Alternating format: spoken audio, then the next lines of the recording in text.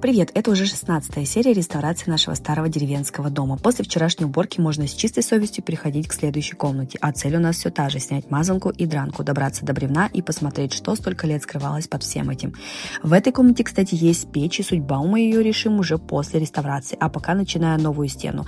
Но светового дня мне сегодня не хватило, дошла только до половины, зато появился отличный повод выйти на улицу, остановиться, вдохнуть свежий воздух и просто послушать дождь.